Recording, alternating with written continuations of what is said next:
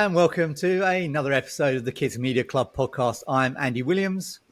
I'm Emily Horgan, and we're here with Joe Redfern, who has a guest. Don't you, Joe?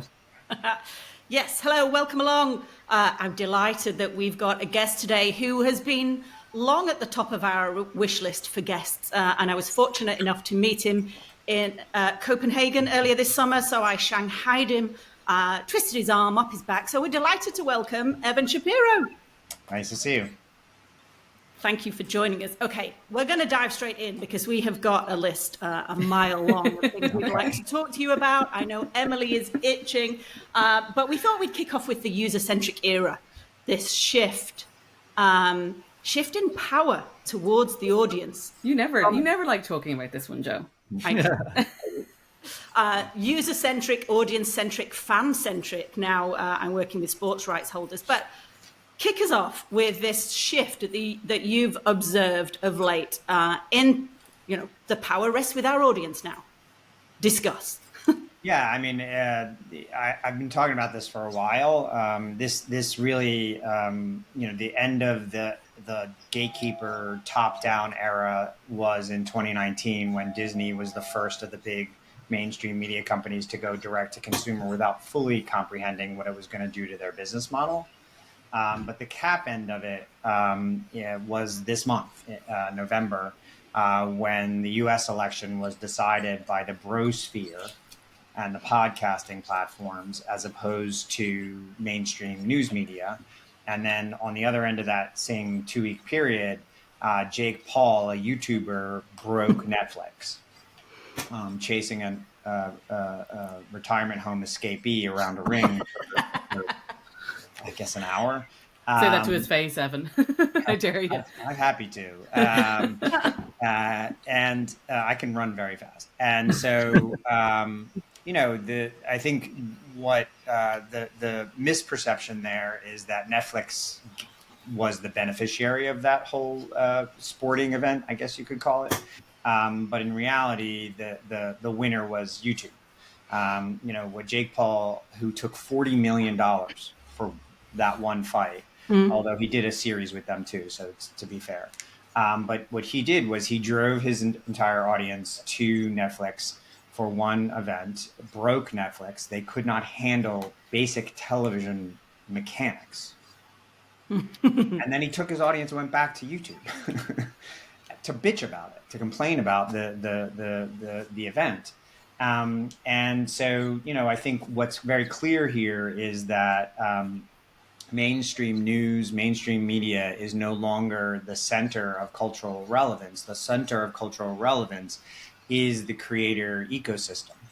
And channels are no longer the most important elements of the media diet. Individual creators who run their own channels are. And I'll give you another proof case that came immediately after the old man, and the YouTuber, like the next week, Netflix greenlit a season 2 of a show from YouTube. Yeah, Sidemen. So that is, to me, Netflix basically waving the white flag and saying, we're out of ideas. We're, look, Baby Reindeer is nice. And I love The Crown. And, I just watched the heck out of Amelia Perez. So they are the #1 television channel on the face of the earth. But let's be honest, they are just a TV network now. Yeah. They're a good one, but they're going to be the end of the era's dominant force, not the next era's dominant force. The next era's dominant force are the big tech platforms that facilitate and empower the creator sphere. And the creators collectively will be much more important to the global cultural conversation than any television star or any movie star. That's a bitter pill for Hollywood and sports to swallow, right? I'm in several sports business WhatsApp groups, and they were bitching about what right has Jake Paul got to enter boxing. Now, whether you thought it was a pantomime or not, his ticket is the number of people that he brings with him from YouTube. It's the same with Sidemen, as you mentioned. Inox Tag, French YouTuber, recorded his ascent of Everest released it in cinemas in France. TF1 picked it up. So I had this question: is YouTube becoming Hollywood faster than Hollywood is becoming YouTube, or is that too crass a question to ask? Is it just different? It's different, but I mean, it's not a becoming. It is the most important. If you are under 35, the most important cultural figures have nothing to do with television and film. There are exceptions. Let's be honest. Like Glicked this weekend is a cultural phenomenon, just like Barbenheimer was a couple of years ago. But look at what's driving that. Glicked, do you know what I mean? The Minions, everyone showing up dressed as Minions, like that started in the creators. And so Barbenheimer was a phenomenon of the creator sphere and it moved of social media, and it moved into the movie theaters. Even the Taylor Swift, Travis Kelce relationship is, I mean, like, you want to know what's going on with the relationship and when they're going to get engaged, like, go on to TikTok, because that's where the conversation is happening. And so, it is already Hollywood. The center of cultural relevance will not be London or New York or Hollywood. It will be TikTok and Instagram and YouTube and whatever creator platform comes after that. And by the way, the podcast sphere, look, the only reason you know who the fuck I am is because I talk on LinkedIn every day. Like, we wouldn't know each other otherwise. And I'm now considered, I say this both to congratulate myself because I'm a narcissist, but also kind of oddly and surprisingly, I'm an important figure in media. Only because I exist on the creator platforms, not because I work at I don't. I got fired by big media. And that's why, Jake Paul isn't on Disney Channel anymore. He's a much bigger star now. He crashed out of Disney Channel pretty bad back in my day. Right, exactly. Yeah. I mean, oh, sorry, go for it. I was just going to say, when you're describing about Tyson and the fight, Tyson kind of feels like he represents kind of legacy media in some ways, and then the YouTuber is the one kind of playing with Tyson in that way, and that's kind of a metaphor for what. Yeah. Sorry. And what's fascinating there, you have to credit Tyson for accepting the fight and for understanding that this was a major opportunity for him to gain cultural relevance again. But I dare any one of you to name another boxer that is fighting today. That name the world heavyweight champion. Can you? Nope. Can any of you? I'm not. You work in sports, Joe. If it's a no from you, any division. Any division. Listen, I can talk about Katie Taylor, the Irish female boxer, to the cows. Right, but I'm a sports fan. I'm a legitimate sports fan, and I used to be a huge boxing fan, and I couldn't tell you who the world heavyweight champion is. No, same. In 1974, 1 billion people watched George Foreman fight Muhammad Ali in Africa. The Rumble, you've heard. None of you are big sports, or maybe you are, but I bet you all have heard of the Rumble in the Jungle. Yeah. That's because 1 billion, a quarter of the world's population, stopped to watch a boxing match take place, a very good boxing match take place in Africa. This week, or a couple weeks ago, 120 million people stopped what they were doing to watch a YouTuber fight a convicted felon. Yeah, I think that I completely subscribe to what you're saying, and again, sometimes post on LinkedIn too much fire about the streaming race being over and YouTube being the winner. The one thing I'd love to hear your thoughts on is the kids side of this, right? Because something that I'm seeing on the kids side that I'm worried about is the revenue generation model for kids content in the creator sphere has kind of been lobotomized since the FTC ruling in 2019, right? Like, the bottom fell out of it, and it fell out of it for pretty much everybody. I know, like, having spoken to even big brands, like they have seen big established corporate kids media brands saw that kind of bottom fall out. Obviously we do have creator outputs, so things like Cocomelon, which has been a king of streaming in the past 4 years across both YouTube and Netflix, and lots of other platforms too. And there's others to add to that. Ryan's Mystery Playdate, like Nastya. But the issue is now that with the creator economy not servicing kids content in terms of revenue, I'm not sure we're going to get the next CoComelon able to come up on YouTube. So I'm kind of like, what is there a new model for kids, or how do we kind of what's going to be the reaction to this from the ecosystem? The model for kids is the same model for the creator sphere, which is, I mean, Ryan's World, Sunlight Entertainment, Pocket Watch. You know, if you ask them how they make money, it's not advertising, it's merch. Yeah. And you know, even if you look at Wild Brain, and they own Peanuts now, you know, they sold a big series to, or a lot of content to Netflix with that title. To Apple, yeah. But if you look, or sorry, Apple. Yeah. But if you look at where they make the vast majority of their money on that brand, it is in licensing. Yeah. You know, Snoopy and the Peanuts are all over the place again. And so I think the true model of the future of all content, including kids, but maybe even especially kids, is to not fall in love with any one revenue model to the point of exclusion of others. Like advertising was always a bad idea in kids programming. That was never a good idea. And so the key here is to figure out what your economic model is based on the audience that you have. I don't do ads, but I make more money now as a creator than I ever did as an executive.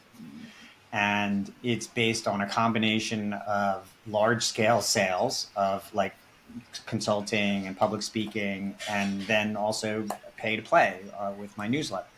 So, you know, you have to figure out what if you want to be in the ad game, first of all, you have to have 100 million subscribers. Like that's the model. Critical mass. You have to have critical mass, and that's very difficult to do and make anything that is special. I'll be blunt. Like, you know, if you want to be Velveeta cheese, congratulations, you can be an advertising platform. But if you want to make something that's more niche, or in orientation, then you're going to have to figure out how to charge your cult to pray at your altar. And that is ultimately the business that I think most creators, most successful creators will wind up having some combination of sponsorship and subscription, and merch and live events. And, you know, someone said to me the other day, and that's especially kids. So in kids, I think it's absolutely likely that you can grow the next CoComelon, but you're going to have to do so through the lens of, I'm going to take a risk at first. I'm going to put stuff, Catface. Do you know who Catface is? Googling Catface right now. Mapu is this animator who makes scripted programming using Minecraft characters. And she records it, and then she puts it up on YouTube, and she runs a pretty powerful studio. And so it is some combination of, I'm going to make a show, I'm going to build a community that absolutely adores me. I'm going to ask them to pay for my content to a certain extent in certain circumstances, whether that's through merchandising or live shows or whatever that is. And then I'm going to have to figure out some other revenue streams. And someone said to me the other day, like, well, so the creator has to become a manager and a marketer and a salesperson. And I'm like, yeah.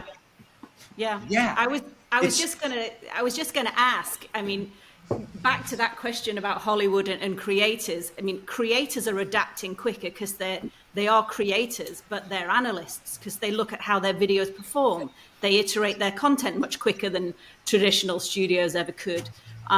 You've got creators on Roblox that are coming up with really interesting monetization models. $2.8 billion worth of transactions went through that platform.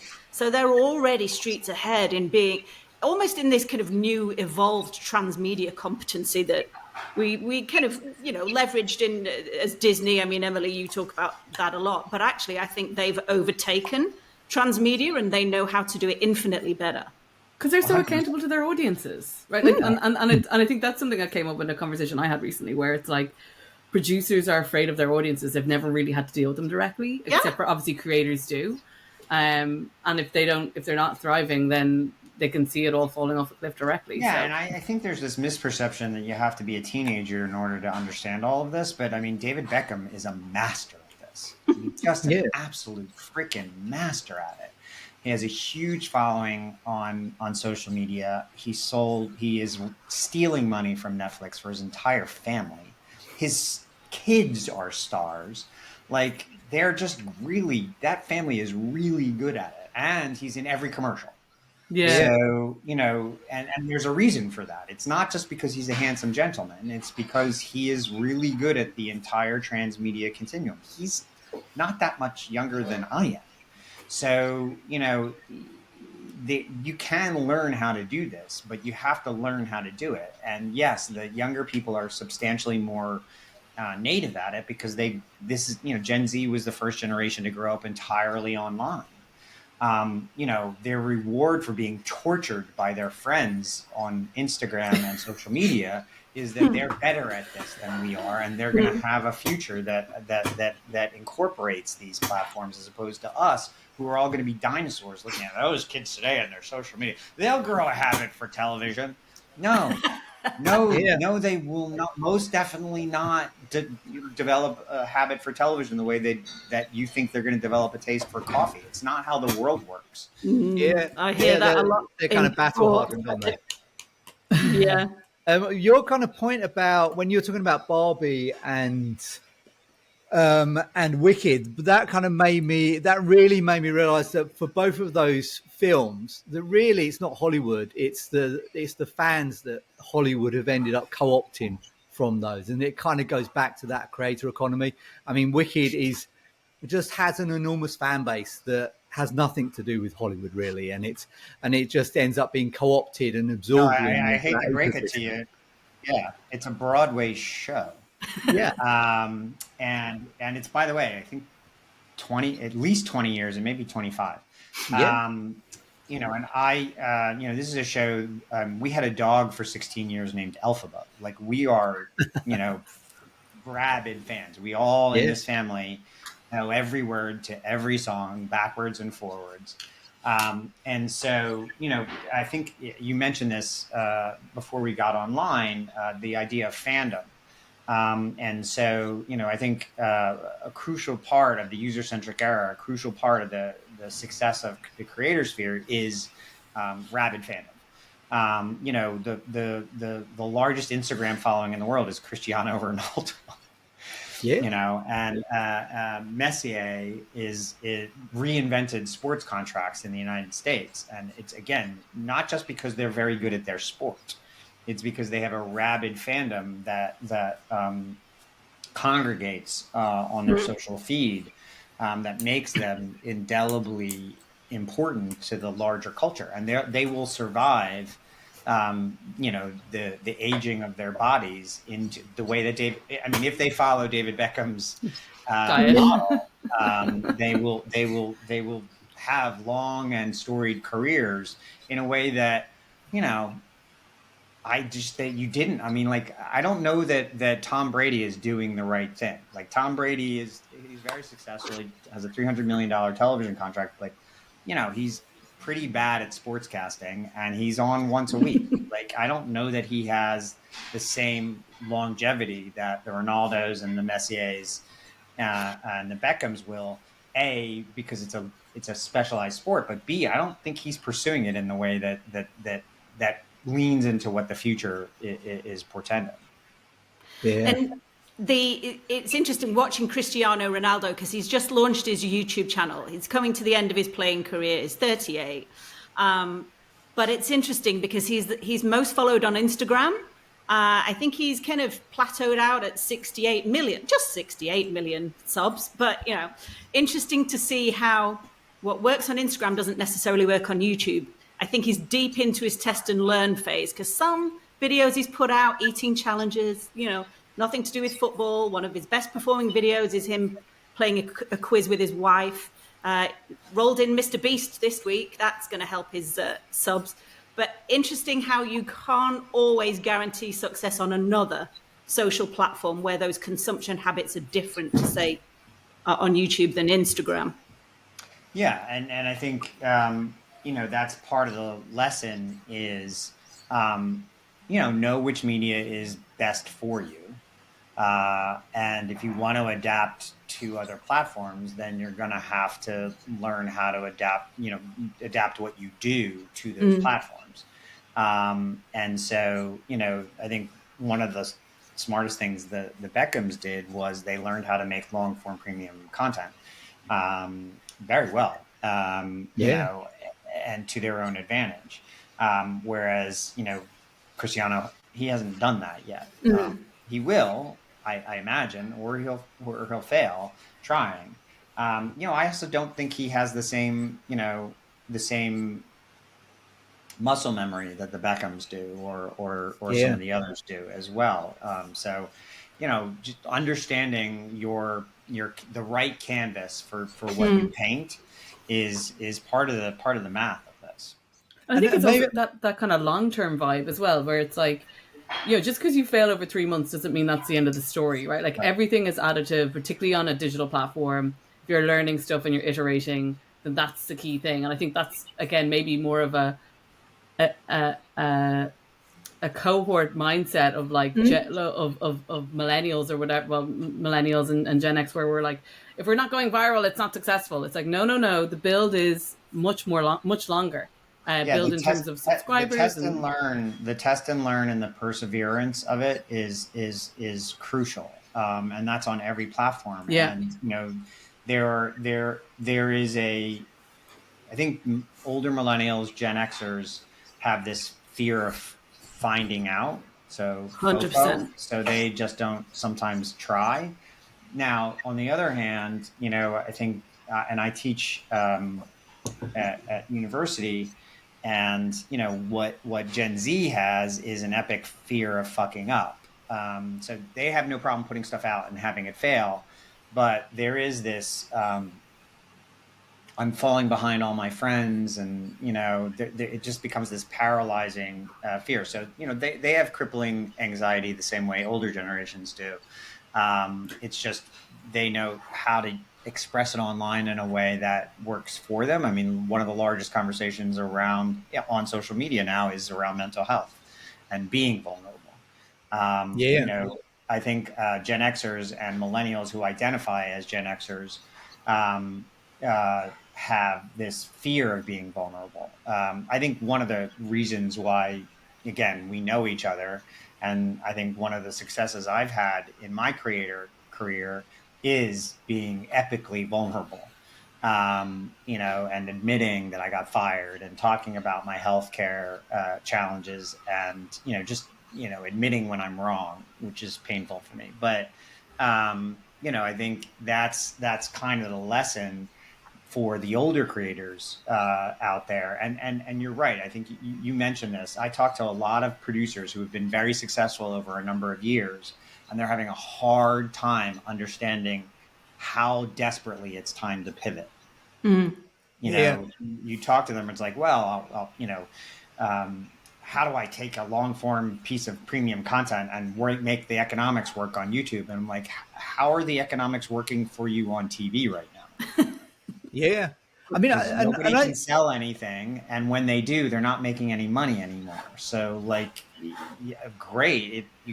Yes, this is hard, and you're gonna have to figure it out. But what you're doing is also seriously not working right now. Yeah, and I think one of the things that older creators don't really understand as well is that YouTube is a mature platform. The reason that Cristiano Ronaldo isn't getting the same subscribers and followers that he got on Instagram is he probably started Instagram quite a while ago when it was easier to blow up on Instagram, and now he's getting into YouTube when it's really tough to kind of explode on YouTube in the way that the biggest YouTubers have. So I think people also don't understand how kind of mature a platform like YouTube is in a lot of respects.